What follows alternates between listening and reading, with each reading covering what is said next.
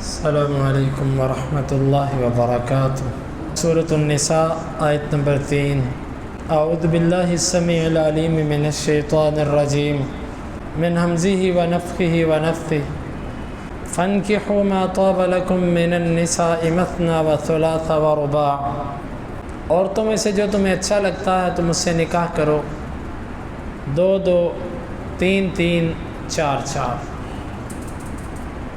2 2 3 3 4 4 کا مطلب یہ نہیں ہے کہ 2 اور 2 4، 3 اور 3 6، 4 اور 4 8، یہ مطلب نہیں ہے۔ مطلب ہے مثنا، تم میں سے ہر کوئی 2 2۔ جس طرح یہ کہا جاتا ہے کہ تم سب 2 2 لے لو، تو 2 2 کا مطلب یہ نہیں ہوتا کہ تم 4 4 لے لو، مطلب تم میں سے ہر بندہ 2 2 لے لے۔ یہ بعض لوگوں کو غلطی لگی یہاں پر، انہوں نے کہا تھی قرآن کے اندر 8 تک عورتوں سے نکاح کا ذکر ہے، اور دلیل کس کو بنایا؟ قرآن نے کہا رباع۔ رباع جو ہے یہ اربعۃ اربعۃ تھا، اس کا معنی ہے 4 4، تو یہ غلط مفہوم ہے۔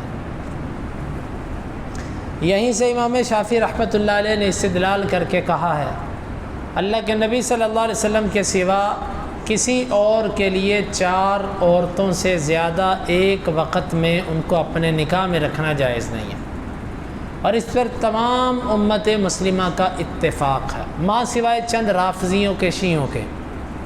یہ کہتے ہیں کہ 9 تک، اور بعض 9 سے بھی زائد کے قائل ہیں، لیکن امت مسلمہ اس بات پر تقریباً سبھی متفق ہے کہ 4 سے زیادہ عورتوں کو ایک وقت میں نکاح میں رکھنا جائز نہیں۔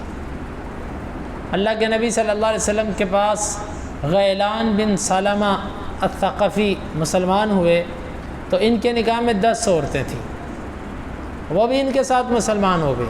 آپ صلی اللہ علیہ وسلم نے فرمایا کہ اختر منہن 4، ان میں سے 4 منتخب کر لو جو ان سے مرضی، باقی تمہیں چھوڑنی پڑیں گی۔ حالانکہ وہ اسلام لائی تھی ان کے ساتھ، جو نیا مسلمان ہوتا ہے اس کے ساتھ صلہ رحمی کا زیادہ حق ہے۔ یہ موقع بھی ایسا تھا کہ ان کی دلجوئی کی جاتی، لیکن آپ نے فرمایا نہیں، اسلام یہ کہتا ہے کہ 4 رکھو۔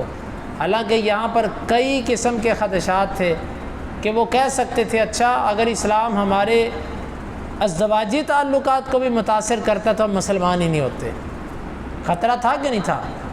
لیکن آپ نے فرمایا 4 رکھو گے ٹھیک ہے، نہیں تو نہیں۔ جب پہلے کی شادیاں بھی اسلام جو جاہلیت میں ہوئی ہوں ان کو بھی باقی نہیں رہنے دیتا 4 سے اوپر کو، تو اسلام کے اندر رہ کر نئے سرے سے 4 سے زائد کرنا جائز کیسے ہو گیا؟ اللہ کے نبی صلی اللہ علیہ وسلم کے بارے میں آتا ہے کہ آپ نے جو نکاح کیے وہ 15 تھے، اور بعض میں آتا ہے کہ 13، اور اللہ کے نبی صلی اللہ علیہ وسلم نے جن سے تعلق قائم کیا یعنی کہ حقوق زوجیت جن سے رہے آپ کے، وہ 11 تھی، اور بیک وقت آپ کے نکاح میں جو رہی یعنی کہ جو آپ فوت ہوئے تو اس وقت جو آپ کے نکاح میں تھی وہ 9 تھی۔ واللہ عالم بالصواب۔ یہ نبی کریم صلی اللہ علیہ وسلم کی زندگی تھی، اللہ نے آپ کو اجازت دی تھی، آپ کے سوا کسی مرد کے لیے 4 سے زیادہ عورتیں کی اجازت نہیں ہے۔ دیکھیں قرآن نے ہمارے ساتھ یہ احسان کیا، اسلام نے کہا 2 2 3 3 4 4، اس لیے کہ جب تک انسان ایک نکاح پر رہتا ہے تو اس کے دل میں ایسی خواہش ضرور رہتی ہے، جس طرح پاک دامنی اور جس طرح نظر میں حیا اس بندے کے آتا ہے کہ جو 2 3 4 کر لیتا ہے، اس طرح ایک والے کا معاملہ نہیں ہوتا۔ اللہ کے ساتھ تعلق، عبادت، یہ معاملات کسی بندے میں تواضع پیدا کر دیں تو شاید یہ ایسا بندہ تو ایک بھی نہ کرے تو اس کا گزارا ہو جاتا ہے، لیکن جہاں تک معاملہ ہے تو انسان کے جو معاملات ہیں، جب تک ایک انسان 4 یا 3 یا 2 ان میں سے جس عدد کے زیادہ قریب چلا جائے وہ اس کے لیے بہتر ہے۔ اس میں 2 سے 3 قسم کی خیر موجود ہے۔ پہلی تو بات یہ ہے کہ حدیث میں بھی آتا ہے کہ تم میں سے بہترین وہ ہے جو میری امت میں سے بہترین وہ ہے جو زیادہ بیویوں والا ہے، زیادہ نکاح کرنے والا ہے۔ اس سے مراد یہ نہیں کہ طلاق دیتے جاؤ اور نکاح کرتے جاؤ، مطلب یہ ہے کہ تم ان کو ایک سے زائد نکاح کی طرف ترغیب ہے۔ صحابہ کرام کی زندگیاں اگر آپ دیکھتے ہیں تو شاید آپ کوئی 2 4 صحابہ ایسے نکال سکیں کہ جن کی ایک شادی تھی، وگرنہ ان کی زندگی میں، اور اسی طرح سلف کو دیکھیں، تابعین کو دیکھیں، یہ اب کا جو معاملہ ہے نا، اور یہ خاص طور پر عجمی لوگوں میں، عربوں میں نہیں، عربوں میں اب بھی یہ تقریباً کثرت ہے۔ یہ جو ہمارے عجم ہیں، اور عجمیوں میں خاص طور پر ہمارے لوگ جو ہندوؤں کے ساتھ رہے ہیں، ان کے دماغوں میں یہ بات بیٹھ گئی ہے جی ایک سے زائد کو اگر کسی کو یہ کہہ دے کہ اس کی 2 شادیاں، تو لوگ ہنسنا شروع کر دیں، اس کو لطیفہ سمجھتے ہیں۔ شیخ بن باز رحمہ اللہ، ان کی مجلس کے اندر کچھ پاکستانی علماء تھے، کچھ بات ہوئی تو دوسری تیسری شادی کی بات ہوئی، تو وہ کچھ علماء میں سے کوئی کہنے لگا کہ شیخ نحن من الموحدین، شیخ ہم موحد لوگ ہیں۔ موحد کا معنی ہوتا ہے ایک کو ماننے والے۔ شیخ ہم تو موحد ہیں، توحید والے ہیں، ایک ہی والے ہیں۔ تو شیخ نے بڑی سرعت کے ساتھ آگے سے کہا لستم من الموحدین بل انتم من المخوفین، تم ڈرنے والے ہو، تم ایک والے توحید والے نہیں، بلکہ تم ڈرنے والے ہو۔ تو بات یہ ہے کہ یہ رسومات دیکھیں، اس کی وجہ سے کتنی بیوائیں اور کتنی ایسی کہ جن کے ساتھ اگر نکاح کوئی کر لے تو معاشرے کے اندر کتنی خرابیاں ختم ہو سکتی ہیں، کتنی بیواؤں کو سہارا مل سکتا ہے، کتنے یتیموں کے سر پر دست شفقت رکھا جا سکتا ہے، اور کتنی برائیوں کے دروازے بند کیے جا سکتے ہیں۔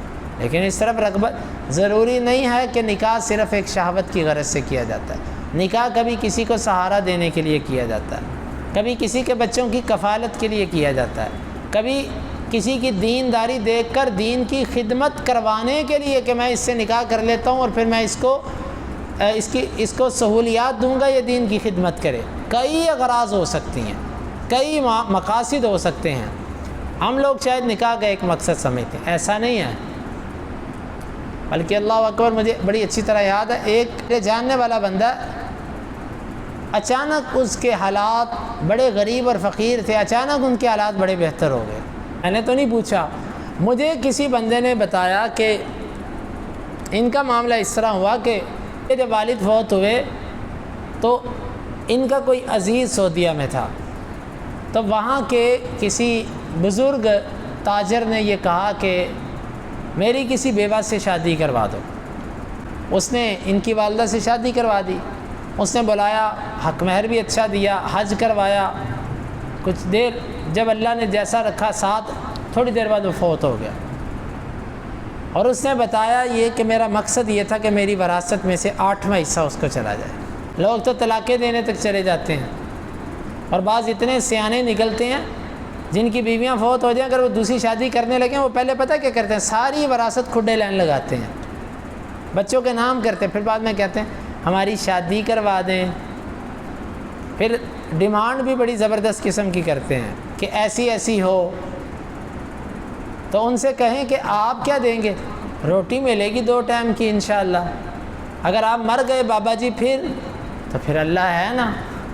خیر، میں ان معاملات میں زیادہ خوض نہیں کرنا پسند کرتا، کیونکہ لوگ اس معاملے کو شرعی حیثیت کی بجائے ایک مذاق اور اس چیز کی طرف زیادہ لے جاتے ہیں۔ اکثر معاملات ایسے ہوتے ہیں کہ بعض دفعہ ایک گھر میں مشکل آ جاتی ہے، پھر وہ بیچارہ جو ہوتا ہے نہ بیٹوں سے بنی نہ بیٹیاں، تو اپنے گھروں میں چلی گئیں، اور بیوی سے معاملات درست نہیں ہیں، وہ پھر بیچارہ بیٹھک میں یا گلیوں میں یا کہیں نہ کہیں وہ وقت پاس کرتا ہے۔ اگر کسی بندے نے اسلام کے ان احکامات سے، ان رخصتوں سے فائدہ اٹھایا ہو 2 3 4، تو ہر کوئی ٹھیک ہی چلے گا خود بخود، پھر کوئی نہیں کہے کہ چل نکل یہاں سے۔ اسلام کے جو احکامات ہیں اس میں بڑی خیر ہے، بڑی بہتری ہے اس کے اندر، اور اسلام نے جو رخصتیں دی ہیں ہم ان رخصتوں سے دور ہو چکے ہیں کہ تزوج الودود فإنی مکاثر بکم الامم، زیادہ بچے پیدا کرنے والی عورتوں سے نکاح کرو، میں اپنی امت کے زیادہ ہونے پر تم پر فخر کروں۔ یہاں پر کئی والدین یہ کہتے ہیں جی بچے نہیں کرنے دیتے جی۔ عجیب ہے، ابا جی آپ ہیں کہ وہ ہیں؟ 100 معاملات ہوتے ہیں انسان کے، کھانا پکانا دھونا، جو اپنی بہو کو نہیں کہے جا سکتے۔ کسی سے ذکر نہیں کیے جا سکتے سوائے اپنی بیوی کے۔ قرآن نے کہا 2 2 3 3 4 4، جو تمہیں بہتر لگے کرو، لیکن اتنا ہے کہ خالی چہرہ نہیں دیکھنا، ایمان ضرور دیکھنا ساتھ، ایسا نہ ہو کہ کسی کا حسن آپ کو گمراہی کی طرف لے جائے۔ فَإِنْ خِفْتُمْ أَلَّا تَعْدِلُوا فَوَاحِدَةً أَوْ مَا مَلَكَتْ أَيْمَانُكُمْ، اگر تم ڈرتے ہو کہ تم عدل نہیں کر سکو گے، عدل سے مراد ہے ظاہری عدل، یہ یاد رکھیے گا۔ اس آیت مبارکہ کو بعض لوگ بڑا غلط بیان کرتے ہیں اور پھر کہتے ہیں جی عدل کوئی کر نہیں سکتا، لہٰذا آپ 2 3 4 شادیوں والے حکم کی طرف جائیں نہ۔ آج کسی کا داماد اگر یہ کہے کہ میں دوسری شادی کرنا چاہتا ہوں، اس کا جواب یہ ہے کہ بیٹا اسلام نے جس چیز کی آپ کو رخصت دی ہے میں اس پر پابندی نہیں لگا سکتا، لیکن اتنا ہے کہ اللہ کا جواب دے آپ کو، آپ کر رہے ہو تو آپ کی ذمہ داری ہے، ذمہ داری میری نہیں ہے، آپ اپنی ذمہ داری بڑھا رہے ہیں، کریں۔ اور اسی طرح اگر تم ڈرتے ہو، ڈرنے سے مراد ظاہری عدل ہے، یعنی تم ٹائم نہیں دے سکتے یا تم خرچہ دینے میں برابری نہیں کر سکتے، وقت دینے میں برابری نہیں کر سکتے، یعنی ظاہری طور پر جو تم کر سکتے ہو کرو، رہا دل کا معاملہ وہ اس میں داخل نہیں ہے۔ اگر تم ڈرتے ہو کہ تم عدل نہیں کر سکو گے، فواحدہ، پس ایک سے نکاح کر لو پھر، او ما ملکت ایمانکم، یا اگر تم ایک کا بھی حق ادا نہیں کر سکتے، او ما ملکت ایمانکم، یا تم برابری تو نہیں کر سکتے لیکن تم زیادہ بھی چاہتے ہو، پھر لونڈیوں سے کر لو۔ لونڈیوں سے نکاح تو نہیں ہوگا، مطلب ہے ان کو لونڈیاں خرید لو۔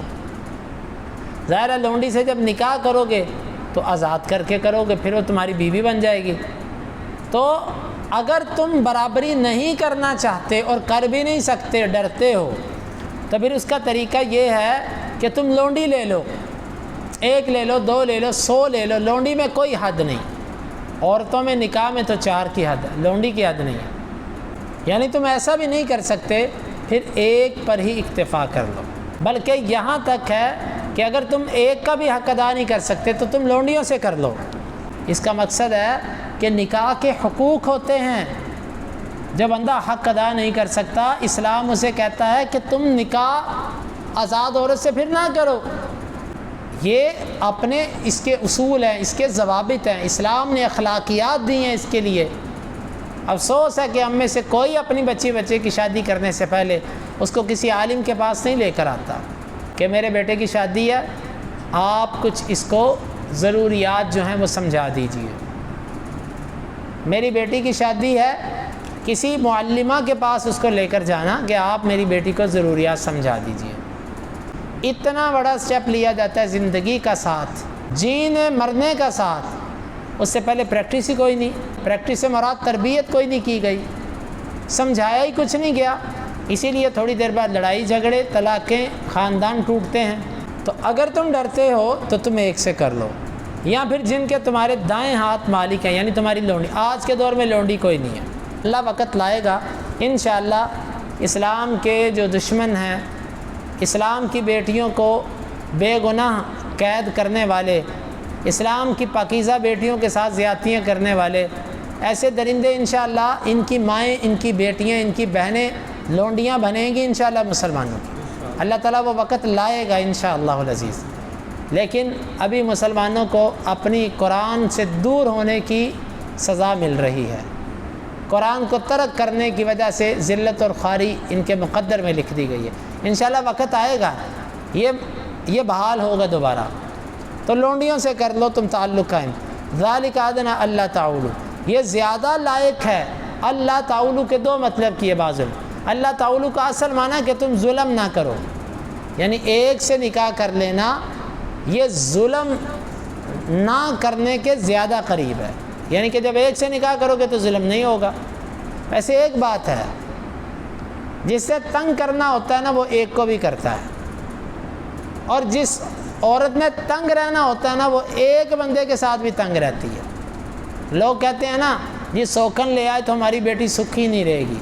جن کی سوکنیں نہیں ہوتی ان کی بیٹیاں سکھی ہوتی ہیں۔ کتنی بیٹیاں جن کی کوئی سوکن نہیں ہوتی لیکن وہ سکھی نہیں ہوتی، اور کتنی ایسی ہیں کئی سوکنیں ہوتی ہیں سکھی ہوتی ہیں۔ یہ زیادہ لائق ہے کہ تم ظلم نہ کرو، یعنی جب تم انصاف نہیں کر سکتے پھر تم زیادہ شادیاں نہ کرو، کیونکہ انصاف بھی نہ کرو اور زیادہ شادیاں بھی کر لو یہ ظلم ہے۔ بعض نے اس کا معنی یہ کیا ذالک ادنی الا تعولوا، یہ زیادہ لائق ہے تاکہ تمہارے بچے نہ زیادہ ہوں، بچے زیادہ ہوں گے تو خرچہ زیادہ ہوگا، خرچہ زیادہ ہوگا تو فقیری بڑھے گی۔ یہ معنی غلط ہے، کیونکہ قرآن کہتا ہے اگر تم ڈرتے ہو کہ تم عدل نہیں کر سکتے تو ایک سے کر لو، یا جن کے تمہارے دائیں ہاتھ مالک ہیں ان سے کر لو۔ یہاں پر برتھ کنٹرول مقصود تھا، بچوں کو روکنا مقصد تھا، تو پھر لونڈیوں سے بے پناہ کرنے کی اجازت کیوں دے دی گئی؟ یہ مراد ہی نہیں ہے۔ یہاں پر اللہ تعالی کا معنی کہ تم ظلم نہ کرو۔ اللہ رب العالمین سے دعا ہے اللہ تعالیٰ اس آیت مبارکہ کو سمجھنے کی اور عمل کی